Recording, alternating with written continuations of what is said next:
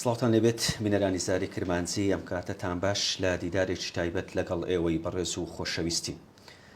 بۆ یەکەم جار بەرپرسی لە قیدەی پارتی دیموکراتی کوردستان لە دیدارێکی تایبەتی زاری کرمانجی میوانە. لەو دیدارە گفتوگۆ لەسەر چەند پرسێکی پەیوەست بە کاروباری حیزبی بە شێوەیەکی گشتی هەروەها ئەو گرفت و کێشانەی لە سنووری ئیدارەی سربەخۆی سۆران هەبێتن چەند پرسێکی پەیوەست ئامادەمان کردووە بۆ مەبەستا بەڕێز بەهرام عەریف یاسین ئەندامی کۆمیتەی ناوەندی و بەرپرسی لە قیدەی پارتی دیموکراتی کوردستان لەو دیدارە لەگەڵمانە بێ. کاک بەهرام سڵاوتان لێبێت و ئەم کاتتان باش. سڵاو لە ئێوەی زۆر بەخێر بێن. با سەرەتا لە دەواازەی پرسیارەکانمان بۆ بکەینەوە ئەو هێرشە درۆنیانەی کەوە ماوەیەکە بە سروپڕی لەو ماوەی زیاتر دەکرێنە سەر هەرێمی کوردستان ئامانج و مەبەست چێ بەو جۆرە؟ جارێکی تر زۆر بەخێر بێن بەشێک هەروەک ئاگادارن ئەو تعاملە ناتەندروستەی کە ئێستا لە ناوەندی سانتەر لە عێراقەوە لەگەڵ هەرێمی کوردستان دەکرێت تعاملێکی ناتەندروست و نادڕەوا و نادروستە. ئەوان دەیان لەوێ لە ڕێگای فشارهێنان ئەمجا فشارە سیاسیەکان بێ، بەکارهێنانی دادگای فدرالی بێ، فشارە اقتصادیەکان بێ کە بیانەوێ ئیرادەی خەڵکی کوردستان بشکێنن، بیانەوێ خەڵکی ئێمە تەسلیم بێ. ئێستا فشارە ئەمنیەکانیشیان زیاد کردووە بۆ ئەوەی ئەمنیەت و ئاسایشی هەرێمی کوردستان تێک بدەن و پێشی بەو پێشکەوتنە بەردەوامانەی خەڵک لە یان حکوومەتی ئێمە لە پێشکەشکردنی خزمەتگوزاریەکان بۆ خەڵک، ئاوادانی دروستکردنی ڕێگاوبان و هەوڵدان بۆ ئەوەی ژیان و گوزارانی خەڵک باشتر لێ بکرێت، کار و پیشە بۆ خەڵکی ئێمە دابین بکرێت، ژیانی تاکیەکان باشتر لێ بکرێت، داهاتی تاکیەکان زیاد بگرێت. ئەمانە هەموو کارێکی زۆر جددینە کە حکوومەتی هەرێمی کوردستان لێرە ئێستا خەریکە بۆ ئەوەی بتوانێت ژیان و گوزارانی خەڵکی ئێمە باشتر لێ بکە و ئەمنیەت و ئاسایشێکی باشتر بۆ خەڵکی ئێمە دابین بکات. ئەمانە هەموو بەشێکن کە لەلایەن بەشێک لە ئەو گروپە چەکدارانەی کە لە یاسا دەرچوونە و گرێدراوی هیچ پرەنسیپێکی مرکزی یان ئەمنی لە عێراقدانینە خۆسەرانە کردەوەی تێرۆریستی نەک تەنیا لە هەرێمی کوردستان لە شوێنەکانی تریش دەکەن و خەریکە ئێمە دەخزێنە ناو شەڕێک کە نەویستی ئێمەیە، نەخواستی ئێمەیە و نە ئەسڵەن ئێمە بەشێکین لەم بابەتە. بۆیە پێویستە خەڵکی ئێمە پشو درێژ بێ، خۆڕاگر بێ، لە پاش هەوڵەکانی حکوومەتی هەرێمی کوردستان بوەستێ بۆ ئەوەی ئاوادانی و ئەم پێشکەوتنانەی لە هەرێمی کوردستان هەیە بە شێوەیەکی گشتی بەردەوام بن. بێ هەڵوێستی هەندێک لەلایەنەکانی ناوخۆی کوردستان ئەوە چۆن دەبینی کە تا ئێستا هەڵوێستێکی وایان نەبووە لەسەر ئەو هێرشانێک کە دەکرێنە سەر هەرێمی کوردستان؟ بێشک هەرێمی کوردستان هەرێمێکی فدرالی دیموکراتیە و بیر و بوچوونی جیاواز هەیە، ئەحزابی سیاسی جودا هەیە. دەکرێت ئێمە ڕاوبوچوونی جودامانە بێ، استراتیژی کارکردنی ئێمە لە ناوخۆدا جودا بێ، بەڵام بۆ پاراستنی ئەمنیەت و ئاسایشی هەرێمی کوردستان و بۆ پاراستنی دەستکەوتەکان و ئەزموونی هەرێمی کوردستان پێویستە هەموو هێزەلایەنە سیاسیەکانی کوردستان یەک هەڵوێست، یەک گوتار و یەک بڕیار بن بۆ ئەوەی بتوانین بەرگری لە دەستکەوتەکانی خەڵکی کوردستان بکەین. ئەمە کارێکی باش نییە و پێویستە هەموو هێزەلایەنە سیاسیەکان کە لە هەرێمی کوردستان دابن لە پاش هەوڵەکانی حکوومەتی هەرێم بن و یەکدەنگ بن و یەک بڕیار بن و یەک گوتار بن بۆ ئەوەی پێشکەوتنەکانی ئەم هەرێمە بەردەوام بێ. کاک بەرهەم بین سەر ئەوەی پارتی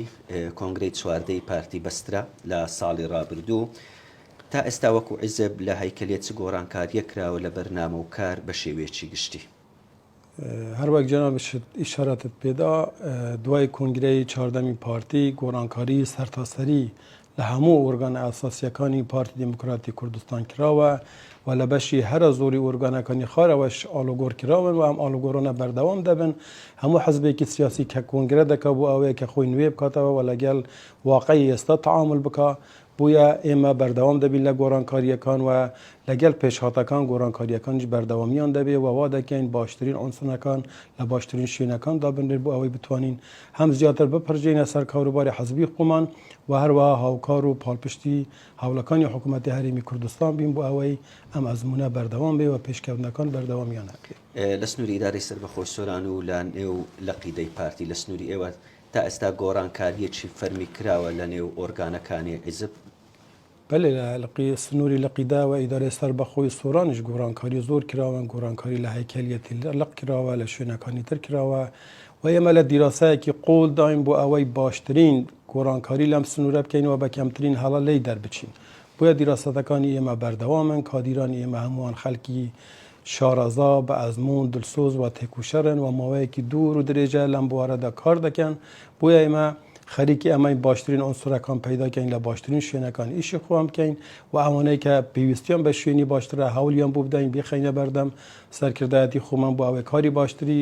بۆ بدۆزێنەوە و هەروەها توانەکانیان لە شوێنەکانی تر ئیستفادەی لێ وەرگین. بۆ گۆڕانکاری لە بەرپرسی ناوچەکان زۆر جار داوا ئەکرێ گۆڕانکاری بکرێتن، هەندێک لەو بەرپرسی ناوچانە دەمێکە لەو پۆستن پێتانوانێک کاتیوە هاتووە گۆڕانکاریە بکرێن. هەروەکو ئیشارەتم پێدا بەرپرسانی ناوچەی ئێمەش هەمویان کادری چالاک و دڵسۆز و مەیدانینەوە ماوەیەکی دوور و درێژە کار دەکەن، کەسانی شارەزان، کەسانی بە ئەزمونن. بابەت ئەمە نییە کە دەبێ هەموو بەرپرسی ناوچەکان بگۆڕدرێن، بەڵام ئەگەر پێویستیمان بە گۆڕین بێ لە شوێنێک بێشێک ئەمە دەکەین. بەڵام ئێمە چاوەڕێی ئەوەین احتمال لە سەرکردایەتی ئێمە بڕیاری ئەوە بدرێت کە کۆنفرانساتی حەزبی بکرێت کە ئەمە تەندروستترین ڕێگای ئاڵوگۆڕەکانە. بۆیە ئەگەر کۆنفرانساتی حەزبی کران بێشێک هەمومان پابندین و قاعدەی پارتی چه بڕیارێک بدە هەمومان پابندی ئەم بڕیارە دەبین. ئەگەر کۆنفرانسات نەکرێ احتمالە بڕیارێک لە دەستەی کارگێری و جنابی سەرۆک بارزانیەوە دەربچێ بۆ ئەوەی بەشێک لەو گۆڕانکاریانەی کە پێویستن بکرێن هەندێک دەسەڵات دابەزن. ئێمە چاوەڕێی ئەو بڕیارەین ئایا کۆنفرانسات ئەنجام دەدرێ یاخوا هەندێک بڕیاری مرکزی هەیە بۆ ئاڵوگۆڕی هەندێک شوێنەکە. ئەو کۆنفرانسی کە جەنابەت ئاماژەت پێ کرد زیاتر بۆ ئەو گۆڕانکاریە پێداچنەوە بە ئیشوکاری حیزبیە؟ بەێ بێشێک بۆ پێداچوونەوە بە کاروباری حەزبیە و ئێمە دەگەڕینەوە بۆ قاعدەی جەماوەری خۆمان و لە کارگێری لەقەکانەوە دەست پێ دەکەین و هەموو ئۆرگانەکان بخارەوە هەمویان هەلبژاردننی تێدا دەکرێت و لە ڕێگای هەلبژاردنەوە کەسانی شایستە دادەندین بۆ ئەو شوێنانەی کە ئێمە پێویستیمانە کاروباری حەزبی تێدا بەڕێوە بچێت. مەرجە کەسێک بۆ نمونە ئەرکێکی حیزبی هەیە مەسوول ناوچەیە کارژێر لە قابلین تا ماوێکی زۆر هەر لەو پۆستە بمێنێتەوە یا ئەو پۆستەی لێ وەربچیرێتەوە و پۆستێکی تری پێ بدرێتەوە؟ نەخێر لە ناو پارتی هەموو کادیرێکی پارتی کە ناوی کادیر بێ و ئەندامی پارتی بێ مافی پارێزراوە. کەسێک کە ماوەیەکی دوور و درێژە لە پۆستێکە ئەگەر پێمان باش بێ و ئەدای کارەکانی باش بێ جەماوەر ڕازی بێ قاعدەی حەزبی ئێمە ڕازی بێ بێشێک ئێمە مەجاڵێکی باشتری بۆ دەکەینەوە شوێنێکی باشتر ئیستفادە لە شوێنەکانی دەکەین و ئەگەر لە شوێنێک قەنەعەتمان وا بوو کە دەبێ گۆڕانکاری بکرێت دەبێ عنسرێکی مناسب بۆ ئەو شوێنە بدۆزرێتەوە بۆ ئەوەی بتوانێت کاروباری حەزبی بگەینێ و ئەو پەیامەی کە ئێمە پێویستیمانەوە و پارتی بگەینێت بە خەڵک پێویستە لە ئاستی ئەم متمانەدا بێ و پێگەیشت و کاک بەرهەم پارتی وەکو عیزب لەسەر ئاستی عێراق لەسەر ئاستی هەرێمی کوردستان بینەوە سەر ئاستی ئیدارەی سۆرانیش یەکێکە لە عیزب هەرە پێشەنگەکان چی ئەکەن وەکو عیزب بۆ ئەوەی ئەو پێشەنگیە بپارێزن؟ پارتی خۆشببختانە لەگەل هەموو ئەو کوست و تەگەرانەی کە بۆ پارتی هاتوونەتە پێش بە درێژایی مێژووی خەباتی سیاسی پارتی لەسەر پێی خۆی واستاوە چونکە لە ناو ناخ و ئیرادەی خەڵکی کوردستانەوە پارتی دروست بووە. پارتی بە فرمێسکی دایکی شەهیدان بە خوێنی هزاران شەهید هەتا ئێستا بەردەوام بووە و هاتووە. پێشێک ئێمە ئەم پێشەنگیە دەپارێزین چونکە قەنەعەتی خۆمان وایە جەماوەرەکەمان لە پشت ئێمەیە، تەحەدیاتەکان زۆرن، ئێمە هەوڵەکانی خۆمان جدی و بەردەوام دەبن بۆ ئەوەی ئەو پێشەنگیە بپارێزین و قەنەعەتیشمان وایە جەماوەری پارتی جەماوەرێکی نەگۆڕە چونکە شارەزای مێژوو خەبات و قوربانیدان و ئەو وێزگانەیە کە پێویستی بە قوربانیدان بێ و پێویستی بە گرتنەبەری هەڵوێستی نەتەوەیی بێ و لە سەروی هەموو شیانەوە حکمت و دیرایەتی جەنابی سەرۆک بارزانی کە زیاتر لە 6 ساڵە چەکی لە شانە و وێلی دەشت و شاخ و کۆڵانەکان و دەرگاکانی کۆمەلگای نێودەوڵەتیە لەو شوێنەی کە پێویستە پێشمەرگە بێ پێشمەرگە بووە، لەو پێشێنەی کە پێویستە لەگەڵ معاناتی خەڵکی خۆیدا بێ لەگەلی بووە، لە شوێنێک پێویستی بە دیپلۆماسیەت بێ لە پێشەنگی کاری دیپلۆماسیەتی هەرێمی کوردستانە. بۆیە قەنەعەتمان وایە ئێمە پێشەنگی خۆمان دەپارێزین و ئەو بڕیارانەی کە لە سەرەوە بۆمان دێتە خواری هەروەک ئێوە ئاگادارن پارتی حەزبێکی مرکزیە ڕێک وەکو خۆیان لەلایەن قاعدەی پارتیەوە جێبەجێ دەکرێن. بۆیە ئێمە متمانەیەکی تەواومان بە قاعدەی خۆمان هەیە و قەنەعەتمان وایە بۆ هەتای پێشەنگی ئێمە پارێزراو دەبێت. کاک بەرهەم لێرە شتێکێ بە دەنگ و ئەندام و لایەنگری پارتی وەکو بڵێ شتێکی خۆڕسک و سروشتی لە سنووری ئیدارەی سەر بەخۆی سۆران، بەڵام لە هەندێک قەزا و داهیە و شوێن ئەکرێ پێویستی بەوە بێ پێداچنەوەی بکرێ. بۆ ئەمە چ بەرنامەیەکتان هەیە؟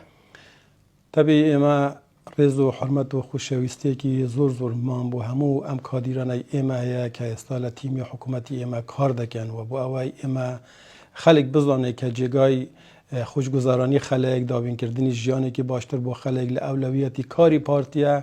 ئێمە که جیگری سروکی پارتی مانگ و کوری جنابی سروک بارزانی رامان سپاردوه بو پیکینانی کابینه نوام حکومت هریمی کردستان و همو حولکانی اما بو اوی جیان و گذرانی خلق خومان باشتر بکن لچشینک بزانین کادیری که اما خوان خواسته لآستی او متمانه یان گلهی جماور هیا بشک اما برچاورونی داده این تیم حکومتی خومان و آلوگوری لمشینه دکرید و کارتی پارتی بشانازی که زور گوره و خوان هم بانه بورینه که یک جار زوری کادری شارزا و تگشتو و پیگشتو بالا چشنک پیوست به اما برچاورونی داده این حکومت و کادیر و خلکی باشتریان بو معرفی و پیشنیار دکن بو اوی خدمت بکن و بتوان باشترین خدمت گزاریان کن پیشکشی خلکی اما بکن لمسنور او ماوی وکو برپرسی لق دست بکار بوی و بردوامش ببینیم بارگای لخلقی چی زوری بودید ئەوەی کە هەیە چێشە و گرفتی هەیە یا بەشێک لەو چێشە و گرفتانەی دام و دەستگای حکوومەکانی شەدێتەوە بارێگای لەق بۆ ئەمە چ دیراسەیەکتان کردووە پێشک هەروایە بەشێکی زۆری ڕاپەڕاندنی کاروباری حەزبایەتی خۆمانەوە بەشێکیشی گیر و گرفتی خەڵکە کە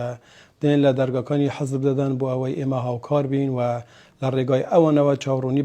بەرچاوڕوونی بدەینە حکوومەتی هەرێمی کوردستان و تیمی خۆمان لە ئیدارەی سەربەخۆی سۆران خوشبختانه هماهنگیکی زور باش هست و انشالله هم هماهنگی در بین آستیکی زور باشتریش تنیا با امی بتوانین باشترین خدمت گزاری یکان پیشکش بکن و بپرجین سر چارەسەر کردنی کشه و مشاکلکانی خلکی املام سنوره که خلکی کن صاحب قربانی دانن صاحب خدمتی زورن تکوشرانی زور دیرین و ماندون ناسی تدایا و شایسته همو خدمت گزاری کن بۆتان ڕۆم بۆتەوە کە بەشێک لەو گلەی و گازاندانەی بڵێن ئەندام و لایەنگری پارتیش بێ گلەی و گازاندەکان ڕەوابێ ئەگەر لێرە بەرپرسێک یا فەرمانبەرێک لە شوێنێک ئەرکەکانی وەکو پێویسترانە پەڕان دەبێ بێشک احتمالە بەشێک لە برادرانی ئێمە وەکو پێویست شارەزاییان نەبێ یان نەیانتوانی بێ ئەو ئەدایەکە ئێمە چاوەڕوانیمان لێیان هەیە ئەدای بکەن لە پێشکەشکردنی خزمەتگوزاریەکان و خزمەتی خەلک و ڕێزگرتن لە خەلکە بۆ ئێمە لە ئەولەویەتی هەموو شتێکدا دەبێت ڕێزی هەموو هاوڵاتیەکی هەرێمی کوردستان بە خەلکی ئێمە لە سنووری ئیدارەی سەربەخۆی سۆرانیشەوە پارێزراو بێت و بگیرێت ئەگەر حاڵەتێکی ئەوە هاتە پێش بێشک ئێمە قەت دلی ناکەین بۆ ئێمە خزمەتکردنی خەلکی ئێمە لە سەروی هەموو شتێکەوە پاراستنی ڕێز و کەرامەتی خەلکی ئێمە لە سەروی هەموو شتێکەوە و دەبێ کادیرانی ئێمە تیمی ئێمە لە حکوومەتی هەرێمی کوردستان هەموو هەوڵ و جهودەکانی خۆیان بۆ ئەوە بێ بتوانن باشترین خزمەتگوزاری پێشکەشی خەلکی ئێمە لەم سنوورە بکەن. کاک بەرهەم ئافرەتان لێرە گلەی ئەکەن بە شێوەیەکی گشتێڵێن لە پۆستە باڵاکان چ لە حیزب چ لە حکوومەت وەکو پێویست جێگەیان پێ نەدراوە. بۆ نمونە کۆمەڵێک بەڕێوەبەرایەتی گشتی هەیە لە سەر ئاستی حکوومەت لێرە هیچ ئافرەتێک بەڕێوەبەری گشتی نییە لە نێو حیزب لە پلەی کار ژەرلەق بێ برسیناو چە بێ بۆ ئەمە ئەوە ئافرەتی بەتوانانیە یا متمانەتان بە هێزی ئافرەت نییە خۆشبەختانە لە کنگرەی چواردەمی پارتی ئەمە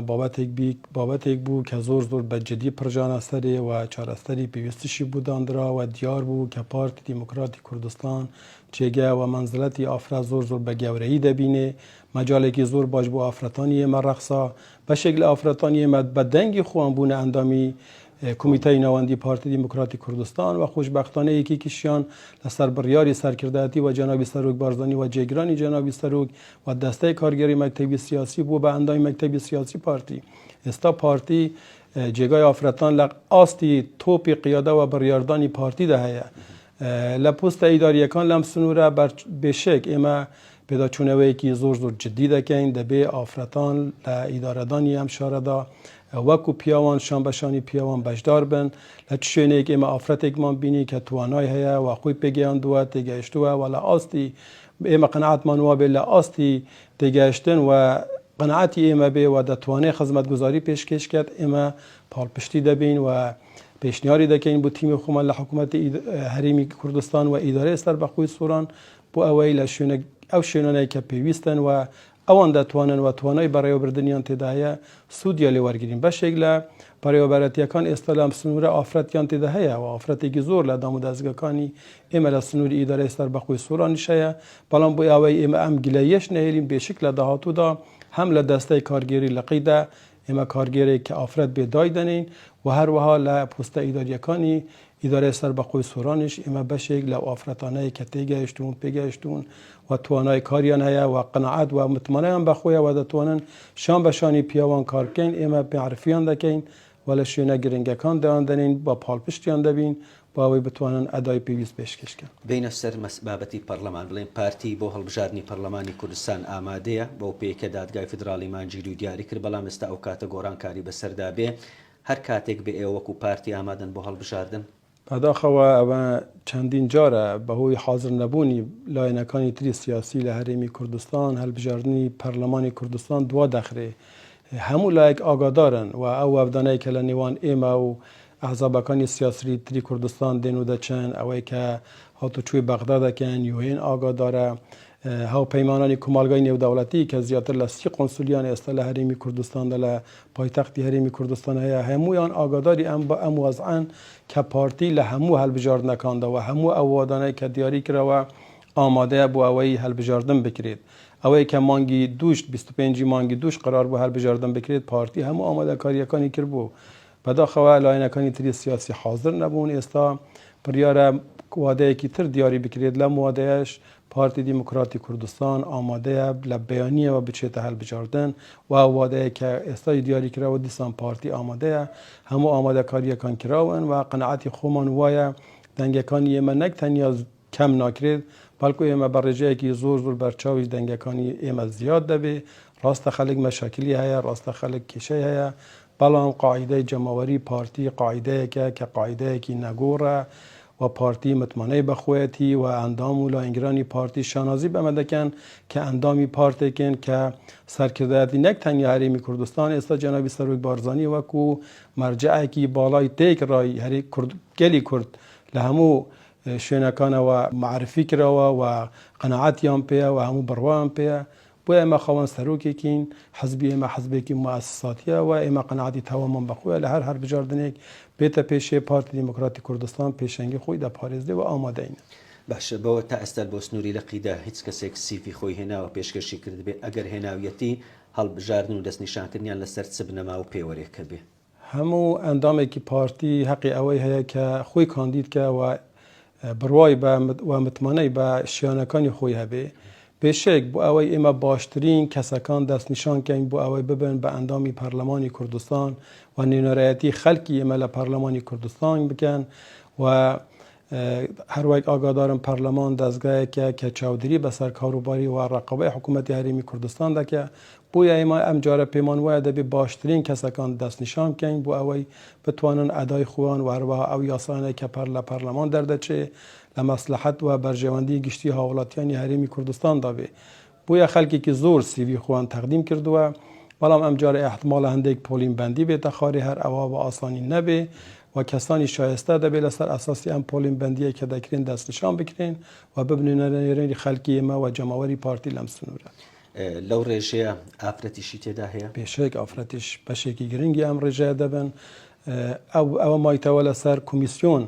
کە بڕیار بدا ئایا هەرێمی کوردستان 4 بازنەیە یان 1 بازنەیە کە چەند ئەندامی بەرئێرە دەکەوێ و سەدا لە چەندیشی دەبێ ئافرەت بن. بێشێک ئافرەتان جێگایەکی گرنگیان ئەم جارە هەیە لە هەڵبژاردننی پەرلەمانی کوردستان. باشە، کاک بەرهەم، پەیوەندیتان لەگەڵ حیزب لایەنە سیاسیەکان بەتابێت لەسەر ئاستی ئیدارەی سۆرانەڵێن چۆنە و ئەو پەیوەندیە گەرم و کوڕی هەیە لەگەڵ تەواوی حیزب لایەنەکان؟ خۆشبەختانە ئێمە لە سنووری لە قیدا و ئیدارەی سەربەخۆی سۆران پەیوەندیەکانمان لەگەڵ هەموو حیزب لایەنە سیاسیەکانی ئەم سنوورە هەیە، بەردەوامی هەیە، هاتوچۆ هەیە. خۆشمان لە داهاتوویەکی زۆر نزیکدا پلانێکی ئەومان هەیە هەرچە حیزب لایەنی سیاسی بەبێ گوێدانە بیرۆبووچوونی سیاسی و ئایدۆلۆژیان سەردانی هەر هەمووان بکەین و لێک نزیک بوونەوەیەک دروست بکەین و هەوڵ بدەین هەمومان پێکەوە پرۆژەیەکمان هەبێ بەرچاوڕوونیەکی جوانمان چون بتوانین باشتر خزمەتی خەڵکی ئێمە بکەین و تەعاملێکی ڕاست و دروست و تەندروستمان لەگەڵ ئیدارەی سەربەخۆی سۆران هەبێ بۆ ئەوەی هەمومان پێکەوە بتوانین خزمەتی زیاتر پێشکەشی هاوڵاتیانی ئەم سنوورە بکەین. بە شێوەیەکی گشتی بڵێن ئێستا لێرە پارتی و یەکێتی وەکو دوو هێز، بەڵام ئەو پەیوەندیش لەکو بینی لەق و مەڵبەند هەیە بە شێوەیەکی فەرمی؟ دیارە لە مەڵبەندی سوورانی یەکەتی ئالۆگۆر کراوە. ئێمە دوو جار برادرانی مەڵبەندمان بینیوە، خوشمان وەکو لەق بڕیاری ئەومانداوە دیارە بەرپرسێکی نوێ بۆ مەڵبەندی سۆران دانراوە. لە داهاتوویەکی نزیکدا ئێمە سەردانیان دەکەین بۆ ئەوەی بۆ دەست بە کاربوون و پیرۆزبایی لێیان و بۆ ئەوەی بتوانین باشتر لێک نزیک بین و هەڵوێستەکان و گوتارەکان و شتەکان لە ئەقل لەم سنوورە بتوانین لە ئاستێکی نزیکتر بێ لەگەلیەکی. کاک بەهرام لە دوای کۆنگرەی چواردەی پارتی کۆڕ و کۆبوونەوەی زۆرەکرێ لە سەر ئاستی مەکتەبەکانی ڕێخستن لە سنووری ئیدارەی سۆرانیش بە هەمان شێوە ئەو کۆبوونەوانە چ ئەنجامێکیان هەبووە؟ پێشەیەک هەموو کۆڕ و کۆبوونەوەیەک کە دەکرێت کەم و کوڕی هەیە، کێشە هەیە، گلەی ئەندام و لاینگران و کادیرانی ئێمە هەیە، احتمالە لە شوێنێک فەراغێک هەبێ بۆ ئەوەی بتوانین باشتر بپڕژێنە سەری ئەم کۆڕ و کۆبوونەوانە بۆ ئەمان و بۆ ئەوان کە ئێمە بەرچاوڕوونیەکی باشترمان هەبێ لەو ئاڵوگۆڕانەی کە دەیکەین لە شوێنێک پێویستە ئێمە باشتر بپڕژێنە سەر کاروبارەکانی خۆمان لە کێندەر خەڵکی ئێمە کادیرانی ئێمە گلەییان هەیە بۆ ئەوەی بتوانین ئەگەر خۆمان توانای چارەسەرکردنمان هەبێ چارەسەری بکەین و ئەگەر لە توانای ئێمەدانە بێ بەرزی بکەینەوە بۆ سەرکردایەتی خۆمان بۆ ئەوەی بتوانین باشترین خزمەتگوزاری پێشکەشی کادیر و ئەندام و لاینگرانی پارتی لەم سنوورە بکەین. بێشک هەموو کۆڕ و کۆبوونەوەیەک دەستکەوتی باشی دەبێت. کاکبەرام پرسیارێکی تر بۆ خۆت کەسێک بووی زیاتر لە سلکی سەربازی کارت کردووە و ئەرک و کارەکانت ڕاپەڕاندووە ئەو ماوەی هاتیە ناو ئیشی کاری حیزبی لەگەڵ کامەی ئاسوودەتری؟ بشک من ماوەیەکی دوور و درێژ بوومەوە، شانازی دوور و درێژ پێشمەرگە بوومەوە، شانازیەکی زۆر گەورەیەوە. هەمومان ئەم قسەیە جەنابی سەرۆک بارزانانی دووپات بکەینەوە کە دەڵێ گەورەترین شەرەف و پۆست و پەلاو پایە بوو من ئەوەیە کە پێشمەرگەمە. بۆیە هەموو ئەندام و لاینگرێکی پارتی بە قەنەعەتی شەخسی خۆم پێشمەرگەیە و هەر کاتێک کە پێویست بێ پێشمەرگە ئاسا تفەنگیان لە شانە و لە سەنگەری بەرگری پاراستنی دەستکەوتەکان و ئەزموونی هەرێمی کوردستاندان. منیش وەکو هەموو برادرانی تر مێژوویەکی دوور و درێژم ئەوەی کە پێشمەرگە بووینە لە خەباتی پێشمەرگایەتیدا هەیە، بەڵام خۆم لەگەڵ کاری پێشمەرگایەتی خۆشبەختانە ئەسڵەن دانە براوم لە کاروبەر و نزیک بوونەوە لە کاروباری حەزبی و ڕێکخراوەی و جەماوەری و خۆم ئەندام بوومە لە ڕێکخراوی یەکێتی قوتابیان و لاوان. بۆیە بەرچاوڕوونیەکی تەوامم هەیەوە لە باگراوەندی عایلەی خۆشم لە وێزگەکانی دوور و درێژی خەباتی گەلی کوردستاندا لە هەموو ئەو سێکتەرانای لە هەموو ئەو بوارانە و بابەتانەی کە پێویست بووە بەشدار بوومە. بۆیە بەرچاوڕوونیەکی تەوام لەو بابەتەدا هەیە و کێشەیەکی ئەوتۆ بوو من دروست نەبووە، تەنیا شێوازی ئیشەکان احتمالە ئاڵوگۆڕیان پێکرابێ و ئەگەر لە شوێنێک بزانم کەم و کوڕی هەیە برادران لێرە زۆر باش هاوکارن، پاڵپشتن و هەمومان پێکەوە وەکو تیمێک لەگەڵ لێژنە ناوچەکانی ئەم سنوورە و قاعیدەی خۆمان کار دەکەین بۆ ئەوەی پەیامی درست و ڕاست و درستی پارتی بگەینین و جێگای متمانەی سەرکردایەتی خۆمان و جەنابی سەرۆک بارزانانی. زۆر بە کورتێگەر لەسەر ڕۆڵی ڕێکخراوەکان باس لە قوتابیان و لاوان کرد، ئافرەتانیش بێنیوەنەوە چی ئەکەن بۆ ئەوەی ئەوان چالاکتر ببنەوە؟ چونکە جاران ناوەندێک بوون قوتابخانەیەک بوون بۆ پێگەیاندنی کۆمەڵێک کادر. تەبی هەروەک ئاگادارن لە ئاستی سەرکردایەتی ئێمە بڕیاری ئەوە درراوە کە کۆنگرەی هەر سێ ڕێکخراوی ئافرەتان لاوان و قوتابیان بکرێت. خۆشبەختانە بە سەرکەوتووی کۆنگرە یەکەتی ئافرەتان هەڵبژێردراوە خاتونێکی ئەم سنوورە کە لە لقیدە ڕۆیشتووە و پێش ئەمە بەرپرسی ئەنجومەنی یەکەتی ئافرەتان بووە لێرە، ئێستا بوویتە سکرتێری ئەم ڕێکخراوە. ئێمە پیرۆزبایی لێ دەکەین و هیوای سەرکەوتن بۆ ستافی نوێ یەکەتی ئافرەتان دەخوازین کە لەم کۆنگرە ئەم جارە بوونەتە جێگای بڕواوە ئەندام و لاینگرانی کۆنگرە دەنگی پێویستیان پێدا. بڕیارێک درایە کە هەموو ڕێکخراوەکانی جەماوەری ئەم جارە یەکێک لە جێگرانی جەنابی سەرۆک بارزانانی ڕاستەوخۆ سەرپەرشتیان بکات و ئەم ئەرکە درا بە برای بەڕێزمان برای گەورەمان جەنابی کاک مەسرور بۆ ئەوەی خۆی ڕاستەوخۆ سەرپەرشتی کاروباری ئەم هەر سێ ڕێکخراوە بکە و کەم و کاسیەکان لە کێن دەرن هەمومان دەستنیشانی بکەین و بپڕژێنە سەرێ. ئەم هەر سێ ڕێکخراوە ڕێکخراوێکی زۆر گرنگن و من دەتوانم بە قەنەعەتێکی تەواوە بڵێم هەموو ماڵێک ئافرەتی تێدایە، هەموو ماڵێک لاوی تێدایە، هەموو ماڵێک قوتابی تێدایە. بووە ئەم هەر سێ ئافرەتانە دەتوانێت برێم شاڕێگی هەر ئاساسی جەماوەری ئێمەن هەرچی ممکنە بۆ ئەوەی ئەمانە بکەونە سەر ڕێچکەی درستی خۆ و ئەدای کاریان باشتر لێبێ. پارتی لە ڕووی دابینکردنی ئیمکانیات و پێداویستیەکان دەخاتە بەردەمی ئەم ڕێکخراوانە و هیچ مەجالێک نییە ئەم ڕێکخراوانە دەبێجارێکی تر زیندوو ببنەوە و ببنەوە جێگای متمانەی ئەندام و لاینگرانی ئێمە کە لەم ڕێکخراوانەدا کار دەکەن. کاکبەرام لەبەر کەمی کات دوا پەیامی تۆ بۆ خەڵکی ئیدارەی سۆران و ئەندام و کادیرانی پارتی بە شێوەیەکی گشتی چییە؟ من ڕێز و خۆشەویستی و حورمەتم بۆ هەموو ئەندام و لاینگرانی پارتی و تێکڕای خەڵکی ئێمە لە سنووری ئیدارەی سەربەخۆی سۆران هەیە. هەروەک ئاگادارن ئاستەنگ و ئالەنگاریەکان یەکجار زۆرن، خەڵکی ئێمە و هەرێمی کوردستان